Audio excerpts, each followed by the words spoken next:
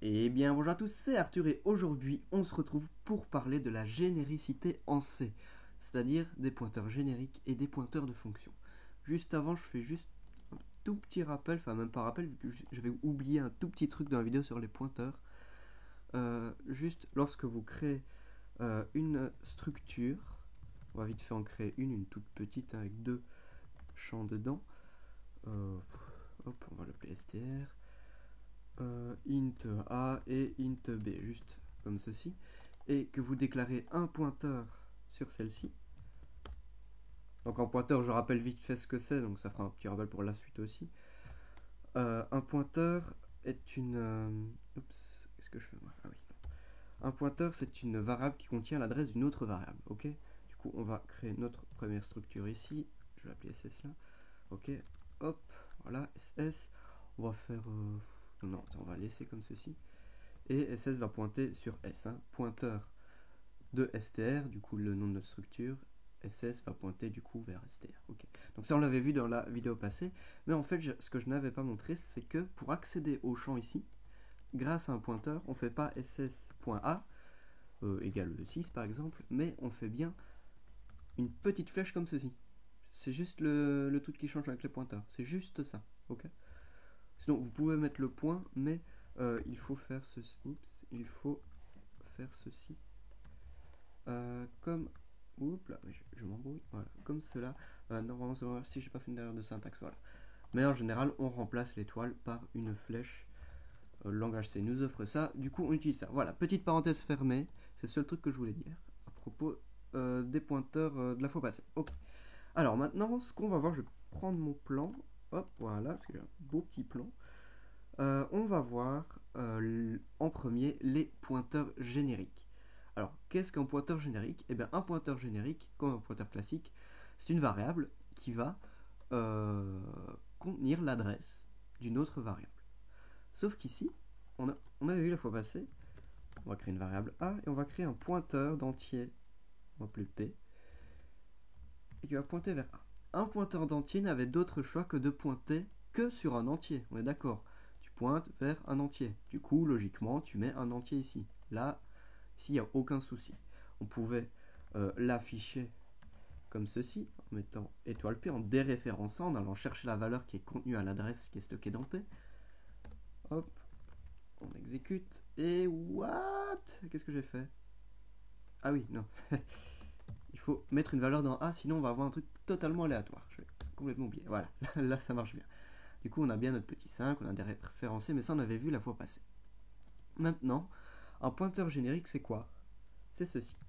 On le déclare avec le type void et on met une étoile devant pour dire que c'est un pointeur. Et on va l'appeler PG pour pointeur générique. Et lui, logiquement, il devrait pointer sur une variable de type générique. si on voit les choses comme on voit d'habitude. Du coup, il faudrait déclarer une variable de type V, comme ceci. Et on devrait mettre et de V. Sauf que, évidemment, vous en doutez bien, ça on va enlever. Enfin, le pointeur ici, on va l'enlever. Vous vous doutez bien que ça ne va pas forcément marcher. D'ailleurs, on va tester. Hop, voilà, il dit variable assign complete type void. Il ne reconnaît pas le type void pour une variable. Ok. Bah oui, les variables de type void, ça n'existe pas en C. Alors qu'est-ce que c'est un pointeur générique du coup? Eh bien, un pointeur générique, c'est un pointeur qui va pouvoir pointer vers n'importe quoi. Vu qu'en fait, je l'avais dit dans la vidéo d'avant, un pointeur est une variable qui fait 8 octets. Qui prend une adresse, enfin 8 octets dans le cadre d'un ordinateur de 64 bits et 4 octets dans le cadre d'un ordinateur de 32 bits. Et du coup, lui, il va pouvoir pointer vers n'importe quoi, n'importe quelle adresse, vu que n'importe quelle adresse, une adresse d'entier, de char et tout ça, vaut 8 octets dans le cadre de mon ordinateur qui est en 64 bits. Ok? Du coup, lui, il va pas être restreint à un type comme le int qu'on a vu juste avant. Il va pouvoir pointer vers n'importe quoi. Je peux lui mettre adresse de A si je veux. Et là, il n'y a aucun souci. Ok? Ça marche même. On va d'ailleurs faire l'expérience. Pas que j'oublie encore avec les structures. On peut même mettre... Oups. Ouais, c'est bon. Une adresse de structure. Une adresse de structure, bah, c'est toujours 8 octets. Du coup, ça marche. Ça rentre bien dans le cadre d'un pointeur. Et générique qui plus est. Du coup, ça marche très bien comme cela. On aurait pu mettre str ici. Oups. On aurait pu mettre juste str ici. Mais du coup, ce pointeur-là, il est restreint qu'à pointer vers des types str. Ok. Sauf que nous, on veut un type, un pointeur qui pointe vers n'importe quoi. Et bien ici, voilà, nous avons créé un pointeur générique qui pointe vers un entier, par exemple. On peut changer par après. Regardez, on va créer un type float, f égale 6.7, hop, et on va faire pointer pg vers l'adresse de f. Pourquoi pas, après tout. Et là, ça marche aussi, vous voyez. Alors que si on avait fait ceci, on aurait eu un petit warning. Même, ouais, un petit warning, ok. Du coup, il faut bien utiliser les pointeurs génériques. Maintenant, bon, c'est bien beau tout ça, mais comment on fait maintenant pour accéder à la valeur qui est contenue dans le pointeur? Après, on verra vraiment à quoi ça sert. Alors, on va faire ça proprement. On va le déclarer comme ceci à nul. Pour dire, voilà, je veux pas qu'il pointe vers n'importe quoi. Du coup, au début, on le déclare à nul. Oui, on le déclare à nul. Et ensuite, je veux qu'il ait pointé vers une adresse d'entier, adresse de A. Maintenant, je veux afficher, déréférencer, comme on faisait auparavant. Donc, afficher l'entier qui est contenu à l'adresse qui est contenue dans PG. Okay. Et comment est-ce que je fais pour déréférencer? En faisant comme ceci, oups, il y aura un petit problème, une erreur. Parce que là, c'est comme si vous déréférencez en fait, vous déréférencez quelque chose, un pointeur générique, du coup, qui pointe vers un truc inconnu, en fait, un type qui n'est pas forcément, identifié, voilà, qui n'est pas forcément identifié. Un petit peu du mal avec mes mots. Du coup là il sait pas vraiment ce qu'il doit prendre en fait. Il va certes pointer vers une valeur mais c'est pas ce que c'est, si c'est un int, un float ou quoi. Du coup on va lui préciser. Notre pointeur générique, d'abord on va le caster en pointeur d'entier, vu que là ce qu'on veut c'est un entier. Du coup on va commencer par prendre un pointeur d'entier. On le caste comme on a vu auparavant en disant ok PG je veux que tu le considères comme un pointeur d'entier. Et ensuite tu déréférences sa valeur en mettant l'étoile devant. C'est la seule étape qui est en plus par rapport au pointeur classique. Et là, vous allez voir, on a bien 5, on a bien réussi à déréférencer. Et pareil pour après, on va essayer d'afficher le flottant ici. Hop. Si c'est plus %d, c'est %f vu qu'on a avec un flottant. Et ici, vu qu'on voit un flottant, on met le type float, pointeur vers un float, et puis ensuite on déréférence. Et normalement, on aura bien notre petite valeur 6.7. Voilà. Comment on utilise les pointeurs génériques classiquement. Je ne sais même pas si ce mot existe. Alors maintenant, je regarde vite fait sur mon plan si je n'ai rien oublié. Maintenant, on va montrer vraiment à quoi ça sert. Hop, en général, ça sert souvent dans les fonctions. Alors, hop, on va enlever ça. J'avais prévu un petit exemple qui est juste là. D'abord, je vais vous montrer que, par exemple, printf, vous voyez, imagine vous voulez afficher A et afficher F. Et bien printf, lui, comme on l'a vu, bon, il prend une chaîne de caractères en paramètres, on n'a pas encore vraiment vu ce que c'était, mais on verra ça plus tard, mais on fait comme si de rien n'était. Ici, printf, on lui dit, ok, dans cette chaîne de caractères, on va lui spécifier un format, un entier et un flottant. Donc tu vas afficher un entier et un flottant avec un espace entre les deux. Oups. Et puis, comme on faisait d'habitude, on met nos variables. Ok. Et là, ça marchait très bien. En plus, printf, c'est une fonction assez spéciale. Elle prend des arguments, un nombre d'arguments indéfinis, mais ça on verra bien plus tard. Mais ce que je vais vous montrer ici, c'est que printf, ok, c'est une fonction qui prend plusieurs paramètres, un ou plusieurs paramètres par contre, et les paramètres qui sont après la chaîne de caractères, eh bien, si vous faites attention, le type de ces paramètres peut varier, le type est inconnu, d'accord? Eh bien, c'est parce que printf va utiliser des pointeurs de fonction, en quelque sorte. C'est un petit peu différent aussi, mais imaginez que c'est comme ça. On va peut-être plutôt prendre le cas de scanf. Okay. C'est peut-être un petit peu plus parlant, parce que scanf, on met typiquement des adresses. Okay. Et là, imaginez, on veut prendre l'adresse de A au clavier, et bien on mettait scanf %d vu que c'est un entier, on mettait l'adresse de A. L'adresse de A, c'est un entier, mais ce qu'on pouvait faire, c'est faire %f et de f pour une adresse de flottant. Le type du deuxième paramètre ici, il varie à chaque fois qu'on l'utilise, presque à chaque fois qu'on l'utilise. Et dans la fonction, eh bien, il va y avoir un déréférencement aussi à propos de celui-ci pour modifier la valeur, à propos de ce pointeur-là. Et ce pointeur-là, c'est un pointeur générique, vu qu'il ne sait pas vraiment sur quoi il va pointer. C'est la chaîne de caractères ici qui va lui indiquer. en mettant %f, il va dire ah ok d'accord, c'est un flottant que tu veux déréférencer ici, enfin que tu me passes en paramètre. Et bien dans scanf, à un moment donné, vous aurez logiquement un déréférencement comme ceci avec la syntaxe qu'on a vu juste avant. Ok. Et à partir de là, on va modifier notre valeur. Ok. Du coup, ici, vous donnez n'importe quel type de pointeur, si vous voulez. Et grâce au formatage ici de la chaîne de caractères, la fonction va pouvoir l'identifier. On va essayer de faire plus ou moins le même truc en créant la fonction print. On va se créer une fonction print. Je vais la copier-coller ici. J'ai déjà préparé juste un peu avant. Hop, fonction print. D'ailleurs, on va enlever cette merde-là. Hop, je vais vous montrer ce qu'elle fait. Alors, print, elle va prendre un format. Vu qu'on n'a pas fait chaîne de caractères, eh bien, ça va juste être un caractère. D'accord? On va avoir une fonction print qui va prendre en paramètre un format, un caractère qui va définir le format de ce qu'on va afficher. Et ensuite, la variable que l'on veut afficher à l'écran de type générique, de type inconnu en fait, qu'il faudra interpréter grâce au format. D'accord? Alors, on va procéder par étapes. Du coup, ce que je veux, c'est, imaginons un fichier A. A, c'est un entier. Du coup, dans ma fonction limite, dans le cas où le format est un int, eh bien, je vais afficher un entier. D'accord? Du coup, je vais déréférencer var. D'abord, je vais le caster en pointeur d'entier, et ensuite, je vais le déréférencer pour obtenir sa valeur. Donc, dans le cas d'un entier, on mettra i. Dans le cas d'un char, donc juste pour afficher une lettre, eh bien, on mettra un petit c. Ok, ça c'est moi qui ai défini.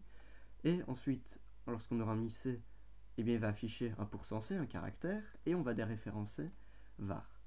Et var, d'abord, on va le caster en pointeur de char pour bien identifier son type, et ensuite le déréférencer ici pour avoir le caractère. C'est pareil avec le type float. On met un petit f, printf %f, et on caste en pointeur de float, et on déréférence pour obtenir la valeur. Ok, ça c'est juste une petite fonction qu'on a créée comme ceci. Non, disons que je veux plutôt afficher un float. Bon, on va mettre f. Pour éviter toute ambiguïté, on va mettre var f. Ok. Et on veut afficher var f. Bon, contrairement à printf ici, on va pas mettre le truc comme ça ne marchera pas très bien. Vu que, comme vous l'aurez compris, un flottant n'est pas un pointeur. Du coup, ce qu'il faut mettre, c'est et de var f, pour mettre vraiment l'adresse du flottant, pour que ce soit bien sur 8 octets qui puisse le déréférencer correctement ici. Ok. Et là, normalement, ça devrait marcher. Hop. Voilà, on a bien notre 6.7. Et c'est pareil si je veux mettre, par exemple, une lettre. Je sais pas, on va mettre F, grand F. Je vais afficher une lettre. Je mets mon petit C. Je garde mon et commercial pour dire que je veux l'adresse de la lettre. Hop, comme ceci. Et normalement, il m'afficherait bien F. Voilà. Il est passé ici. Alors qu'avant, avec le flottant, il est passé ici. Ok. Voilà, voilà. Alors oui, on peut même mettre I pour obtenir le code ASCII de notre lettre. Pourquoi pas? Ah oui, non, c'est un entier.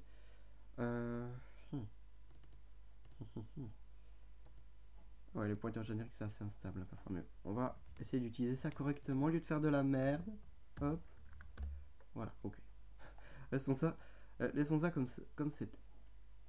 Ok, je suis quand même intrigué. Pourquoi est-ce qu'il ne m'a pas affiché Unsigned peut-être, parce qu'il y a souvent une histoire de ça. On va quand même essayer comme ça, sinon bon, on passera à autre chose. Oups, c'est pas D, c'est I. Et normalement, après ceci, ouais, non, là, il veut pas. C'est pro. Ah oui, c'est %D. %U. C'est très bizarre ça. D'habitude, ça me le fait. Tout à l'heure, ça me le faisait correctement quand j'ai testé mon bordel. J'ai peut-être rêvé, mais bon, tant pis. C'est pas grave. Bon, au moins, vous avez vu une des utilisations du pointeur générique. Vous n'en utiliserez pas très souvent, mais dans certains cas, ça peut être très pratique. Notamment lorsqu'on verra les listes chaînées. On fera des listes chaînées avec des pointeurs génériques. Ça va être énorme. Voilà, là, je suis un peu intrigué. Ah oui, mais je laissais. Non, bon, on va laisser ça comme ça, tant pis. Alors, maintenant, donc on a fait le petit exemple avec le print. Alors oui, je sais plus si je l'avais dit, mais c'est possible avec les structures aussi, vu que c'est un pointeur de structure. Hein. Vous pouvez passer des structures là-dedans, vous remettez un autre case ici, enfin vous faites ce que vous voulez. Mais dans un pointeur générique, vous pouvez prendre l'adresse d'une structure, il n'y a aucun souci. Il me semble que j'ai déjà montré. Ok, donc les pointeurs génériques, non, on a fini pour l'instant. Maintenant, on va voir la deuxième partie de la vidéo. Ce sont les pointeurs de fonction. Ok. Alors, qu'est-ce qu'un pointeur de fonction? Définition. Un pointeur de fonction n'est autre qu'une variable qui contient l'adresse d'une fonction. Et oui, les fonctions, elles aussi, ont des adresses. On va créer vite fait une fonction. Void print, on s'en fout. Qui prend rien du tout en paramètres et qui affiche coucou. On s'en fout. Ok. Je vous montre que ça marche bien. Print. Hop. Voilà. Et normalement, ça nous affiche coucou. J'ai pas fait de la merde. Voilà. Ok. Ça nous affiche bien notre petit coucou. Et bien, cette fonction-là, elle a un identifiant print. Ok. Comme chaque variable a un identifiant. Et à cet identifiant, en fait, se référence à l'adresse en fait du code où commence le code de la fonction dans la mémoire. Je vous montre ici. Pour afficher l'adresse d'une fonction, vous faites tout %p comme avec une variable et vous mettez l'identifiant de la fonction, soit le nom, juste le nom, sans mettre les parenthèses. Oups, voilà. Et là, on a bien l'identifiant, enfin l'adresse de la fonction. Donc là, on a la preuve qu'une fonction a bien une adresse. Il y a une deuxième syntaxe pour afficher l'adresse. Soit vous mettez juste l'identifiant, ou soit vous mettez le et commercial, opérateur de référencement. Ça marche aussi, et ce sera la même adresse. Bon là, elle change vu que j'ai recompilé une fois. Ok.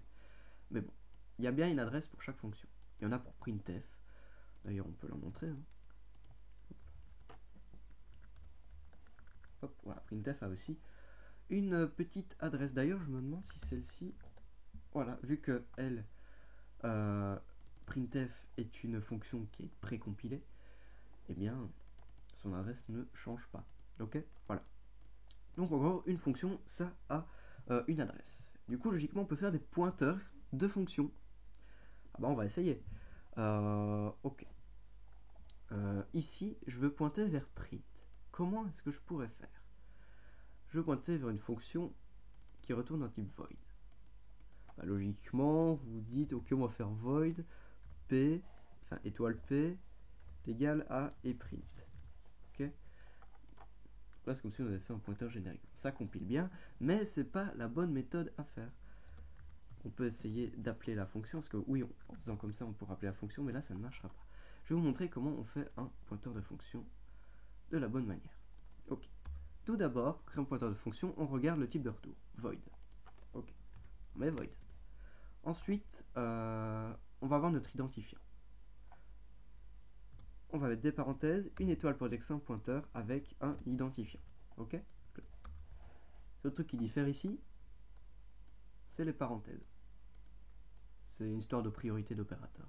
Et ensuite, il faut regarder les paramètres. Et ben dans ce cas ici, il y a quoi comme paramètre? Il n'y a rien du tout. Void.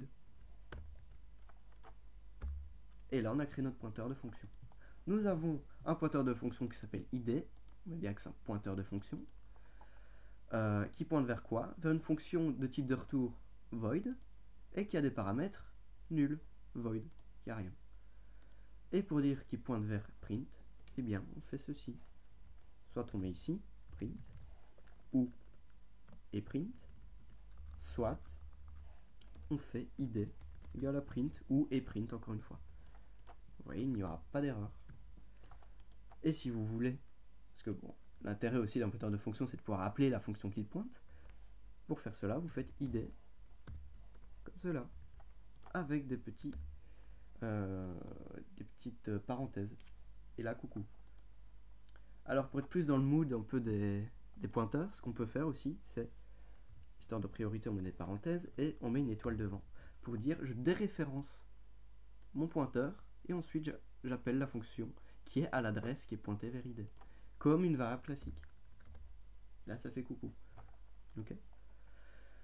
Voilà, voilà. On met pas l'étoile en dehors ici, parce que sinon c'est comme si on faisait une étoile avec le retour de la fonction, ce qui n'est pas notre cas.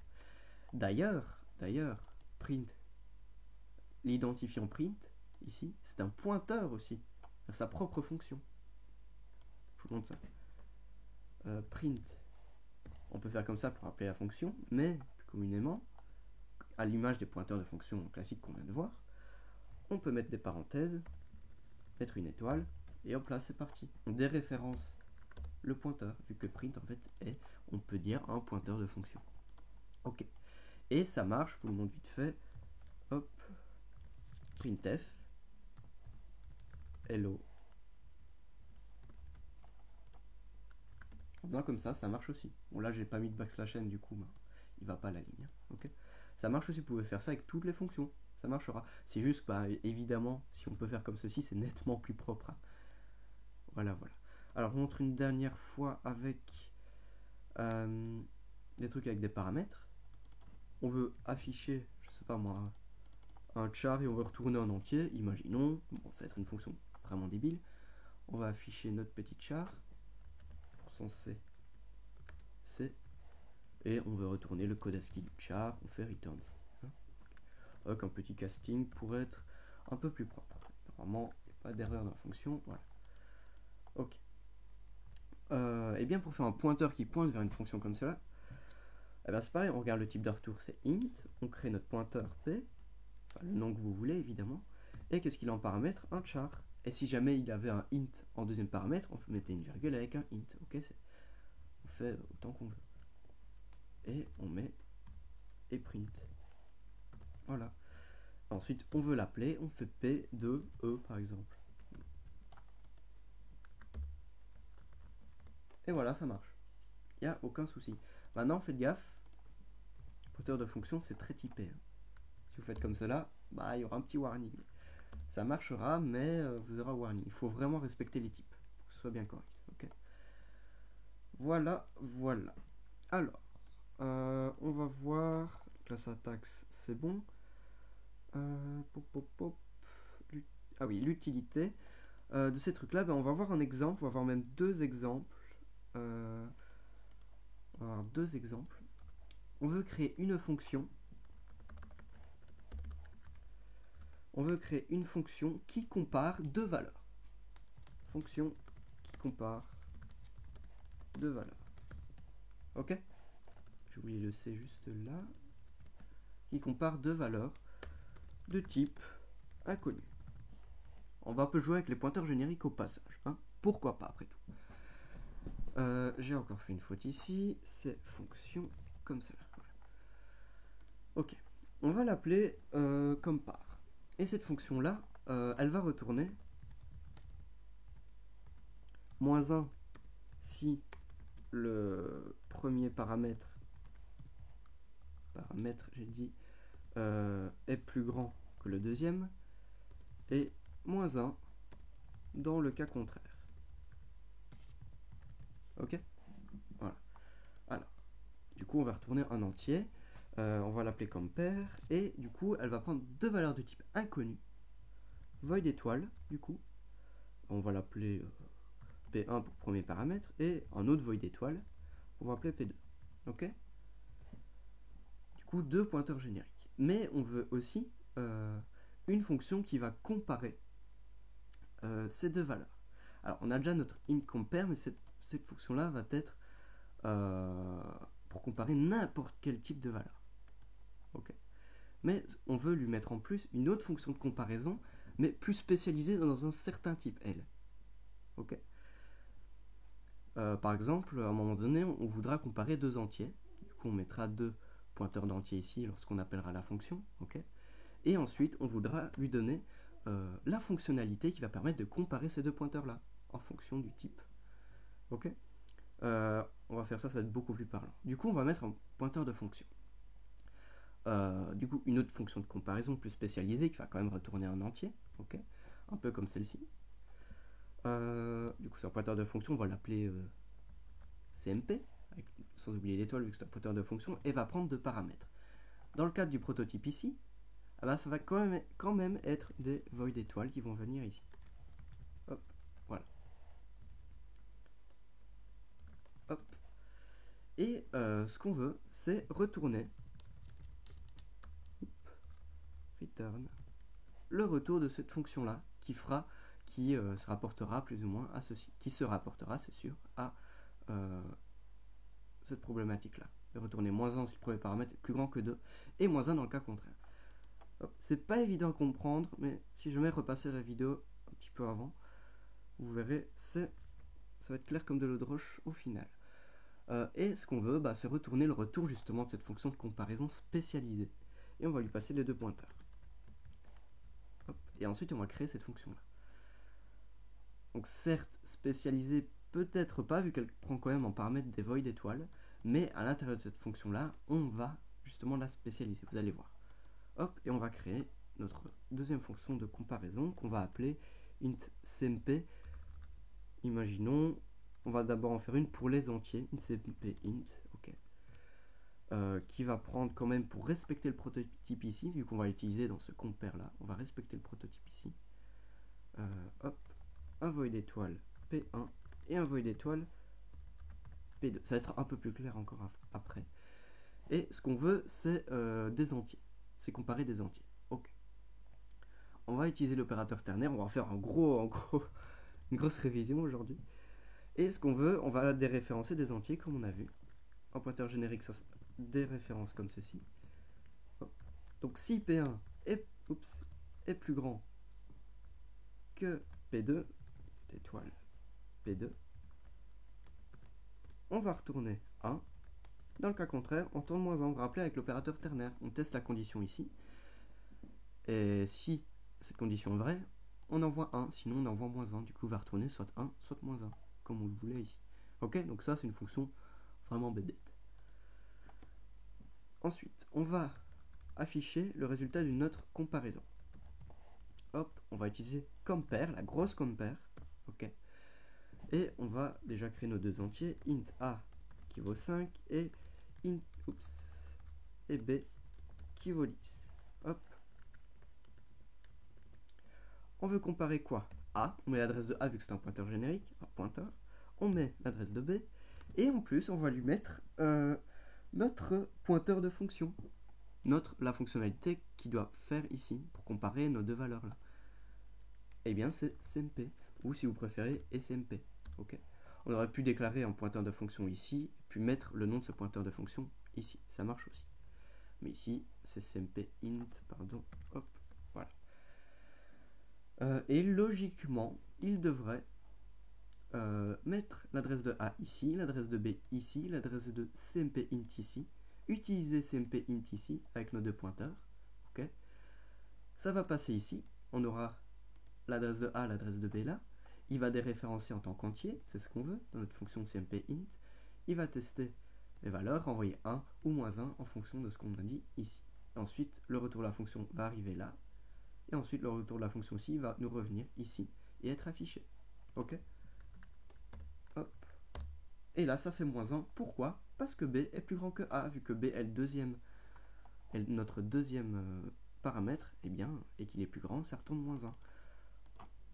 On peut essayer de mettre le premier paramètre qui est plus grand et ça va nous retourner 1. Voilà.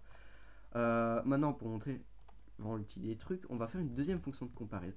De comparaison, je sais pas ce que c'est ça, tant pis. On va comparer deux flottants, par exemple. Et ça remonte toujours un int, vu que c'est une comparaison. Le seul truc qu'on va modifier, c'est ici. Hop, float. Alors c'est une syntaxe vraiment dégueulasse, hein, ça je vous l'accorde, mais vous pourrez vous la péter devant vos amis. Ok, on va créer deux autres variables, des flottants, c'est 3.1415 et d qui est égal à 5.5. Hop, voilà.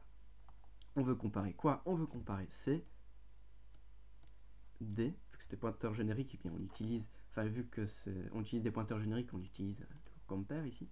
On ne change pas la fonction, ce qu'on va changer, c'est juste la fonctionnalité à tester pour la comparaison des deux valeurs. Et dans ce cas-ci, ce sera cmp_float. Au lieu d'utiliser cmp int là-dedans, il va utiliser cmp_float, okay, dont l'adresse sera mise dans cmp. Hop, et là, on va tester, ça nous met -1. Pourquoi? Parce que d, notre deuxième valeur, est plus grande que c. On va retester avec le contraire, et vous allez voir que c'est bon. Ça marche. Voilà. Donc on a créé une fonction totalement générique qui prend des valeurs totalement génériques avec une fonction de comparaison quasi générique. Ok. Du coup, vous pouvez utiliser cette fonction-là avec n'importe quel type, tant que vous avez la fonctionnalité qui les compare toutes les deux. On lui renseigne la fonctionnalité parce que génériquement, lui, il va pas savoir vraiment quel type tu vas utiliser. Du coup, on va lui donner ceci. Et du coup, on va faire une dernière expérience avec une structure. Hop, typedef struct. On va mettre, arrêtez que ça, hop, structure de type user, hein, utilisateur. Et lui, qu'est-ce qu'il a, l'utilisateur? Il a un âge, imaginons, et de la monnaie. Je sais pas pourquoi je dis ça. Monnaie, ça c'est en anglais, ça. Tant pis. Ok. Ce qu'on veut, c'est comparer deux structures. Du coup, on va déclarer deux variables de type user. Ok. On met juste user et pas struct user vu que j'ai mis un typedef. Hein. Ok. Voilà. On veut comparer A et B. On va remplir les champs de A. A.âge, on veut qu'il soit égal à 50 et A.money, on va mettre 1000. B.âge, on veut mettre 18 et B.money, on veut mettre, je sais pas moi, 10 000. Ok. Donc là, on a rempli nos deux structures, comme on l'avait vu dans la vidéo passée ou celle d'avant, je ne sais plus. Ouais, celle d'avant. Et maintenant, on veut comparer les deux. Du coup, on va mettre et de A et de B pour renseigner les adresses. Et ensuite, on veut une fonctionnalité ici. Ben, on va la créer à l'image des autres. Une fonctionnalité qui retourne un entier, soit 1, soit -1. CMP, on va l'appeler CMP user pour comparer deux utilisateurs. Hop. On va respecter le prototype qu'il y a dans notre fonction générique de base. Là, on va utiliser notre fonction. Ok. Void étoile P1 et void étoile P2. D'ailleurs, on va juste tester après, juste en essayant de ne pas respecter le truc, mais juste en mettant nos valeurs à nous. Non, je ne pense pas que ça marche. On va laisser comme ça, c'est comme ça qu'il faut fonctionner. Et on va retourner. Turn. Vu qu'il y a plusieurs champs à comparer, on va plutôt faire des if. Ok. Alors, si P1... donc la comparaison, ça va être quoi? Parce que oui, on a plusieurs champs. Du coup, on va pas faire si P1 plus grand que P2, ça n'a aucun sens. Ce qu'on va faire, c'est... On va comparer l'âge. On va juste comparer l'âge, ok? On va juste faire une comparaison sur l'âge. Ok. Alors, ce qui est bien, c'est qu'on... d'ailleurs, on va essayer de faire un truc, on va essayer de prendre CMP int, vu que l'âge, c'est un int, on va essayer de comparer justement les âges avec cette fonction-là. Okay, on va réutiliser ce qu'on a fait. C'est le principe des fonctions. Ça. Ok. Et bien du coup, on peut même faire return CMP int. CMP int de quoi de int étoile P1 flèche. Je crois qu'il n'y a pas besoin de déréférencer. Enfin, ça déréférence, mais du coup, il n'y a pas besoin de mettre l'étoile. Flèche, âge. Ok. C'est vrai que la syntaxe là va être assez lourde. Là, je vous l'accorde. Hop. Normalement, ça devrait être correct. Il faut rajouter un. On va déjà mettre ceci pour l'autre aussi. Vous voyez, la syntaxe commence à être un petit peu casse-couille. Hein, même pour moi qui utilise très souvent ce truc-là, j'ai souvent des petits doutes. On va juste vérifier. Il y aura probablement un petit souci. Hop. Ouais, un petit souci. Void is not a structure union. Oui. Ah ben oui, c'est pas int que je dois mettre, c'est user. Pointeur de user, pour l'oublier. J'étais influencé par le truc qu'il y avait au-dessus. Voilà. Hop. Ok. On y vient. Hop. C'est pas facile, faut un peu tâtonner. J'avoue que j'avais pas prévu de faire un truc comme ceci. Ah mon dieu. Attendez, donc on déréférence P de 1. Oulolololo. On met un et commercial devant, peut-être que ça va marcher. Aïe. Pourquoi est-ce qu'il m'affiche pas le et commercial? Ah oui, c'est parce que je fais rien correctement. Voilà, j'ai pas sauvegardé. Hop. Toujours une erreur. Là, j'ai un petit trou, je vous l'avoue. On déréférence le bordel. P1.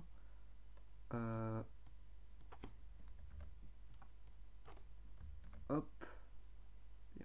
Âge. Hop. Ah oui, mais je suis con, en fait, c'est comme si je déréférençais ça. On va passer par des variables un petit peu. Parce que tout faire d'un coup, bah, vous voyez bien que c'est peut-être pas la bonne idée. Bon, c'est un peu la galère, là, vous inquiétez pas, on va y arriver. On va faire un user. Voilà, on va déclarer nos petites variables ici. U1, U2. Ok. U1 va être égal au premier user. On va y arriver. Hop, et U2. Ouais, faut y aller par étapes. Voilà. On va comparer les entiers, soit U1 point âge. Ok, on prend l'adresse de l'âge, hein, pas l'adresse de U1 vu qu'on va comparer des entiers. Et U2 point âge. Ok. Là, logiquement, s'il te plaît, ah putain, il me fait chier. Ah oui, ah bah c'est normal en fait. C'est ça qui allait pas. Ça semblait bien que c'était bizarre. C'est juste que notre structure, en fait, on l'a définie après, du coup, à la compilation, c'est pas du tout ce qu'on fait. Point virgule, voilà, on va y arriver. Hop, voilà. Ok, on y est enfin arrivé. Donc, on récapitule. Je passe l'adresse de mon premier user, l'adresse de mon deuxième user. J'utilise la fonctionnalité cmp_user. Ok, on arrive ici. On va retourner quoi? Le retour de cmp_user, du coup. cmp_user, il est là, avec l'adresse de notre première variable, celle de notre deuxième. On va stocker pour être plus correct dans la lecture, dans la lecture, on va déclarer deux variables ici, U1, U2, et on va déréférencer seulement seulement le pointeur. On va déréférencer les users, donc chacun des pointeurs génériques ici, comme on l'a vu auparavant. Ok. Alors, si vous voulez juste le pointeur, vous ne mettez pas l'étoile ici. Hein. Ok. Vous mettez sans l'étoile. Si vous voulez prendre la valeur qui est pointée, c'est l'étoile. Ok. Et on place les users dans les deux variables ici. Ensuite, on compare les âges des œufs grâce à notre cmp int. D'accord. On pourrait faire même, pour faire un petit rappel, mettre des pointeurs ici. Hop, hop. Mettre une petite flèche. Comme je vous l'ai montré au début de vidéo, vu qu'on a des pointeurs, on met des flèches. Okay. Donc là, on a juste pris les adresses qui sont contenues. On les a juste castées en user pour qu'ils viennent bien dans user. Hop, et espérons-le, ça met 1. Pourquoi? Vu que le premier a un âge plus grand que le deuxième. On va changer les valeurs pour voir si ça marche bien. Hop, moins 1, effectivement, ça marche bien. D'ailleurs, je suis quand même intrigué, vu qu'on avait fait l'erreur en mettant un struct au-dessus. J'ai envie de réessayer le bordel qui marchait pas. P de 1, qu'on va caster en user étoile. Hop, user étoile.